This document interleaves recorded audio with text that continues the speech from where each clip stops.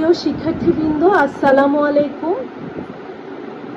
বাংলা ভাষায় একটা জনপ্রিয় বাগধারা হচ্ছে আঙুল ফুলে কলা গাছ। আঙুলটা যদি হঠাৎ কলা গাছে পরিণত হয়, অর্থাৎ কলা গাছের মতো যদি আঙুলটা ফুলে ফেপে ওঠে, তাহলে যে অবস্থা দাঁড়ায় সেটাই হচ্ছে আঙুল ফুলে কলা গাছ। এর মানে হচ্ছে অত্যন্ত বাড়বাড়া, অহংকার হওয়া, অপ্রত্যাশিত ধনলাভ, হঠাৎ বড়লোক হওয়া, অবিশ্বাস্য উন্নতি ইত্যাদি।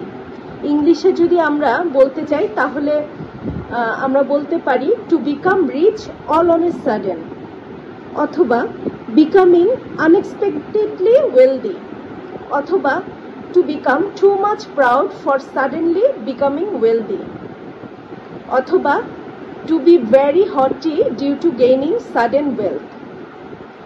আমরা আঙুল ফুলে কলা গাছ দিয়ে বাক্য রচনা করেছি, সেটা আমরা পড়ি এখন। যারা আঙুল ফুলে কলা গাছ হয় তারা ধরাকে সরা জ্ঞান করে। এখানে আমরা আরেকটি বাগধারা পাচ্ছি, সেটা হচ্ছে ধরাকে সরা জ্ঞান করা।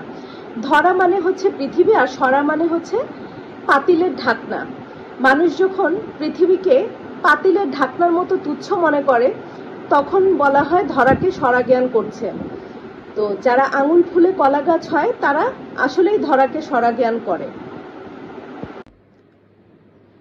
এবার আমরা যে বাগধারাটি নিয়ে আলোচনা করব সেটা হচ্ছে আঁতে ঘা। আঁত মানে হচ্ছে অন্তর বা মন, ঘা মানে হচ্ছে আঘাত। তাহলে আঁতে ঘা মানে হচ্ছে অন্তরে আঘাত বা মনোকষ্ট। কারোর দুর্বল জায়গায় খোঁচা মেরে কথা বললে অন্তরে যে আঘাত পাওয়া যায় সেটাকেই বলা হয় আঁতে ঘা।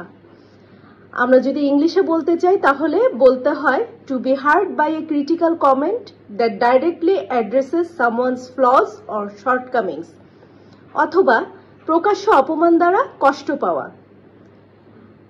আঁতে ঘা এই বাগধারাটিকে আমরা বাক্যে প্রয়োগ করেছি। চলো বাক্যটি পড়ি। এমনিতে ভালোই, কিন্তু টাকা চাইলেই তোমার আঁতে ঘা লাগে।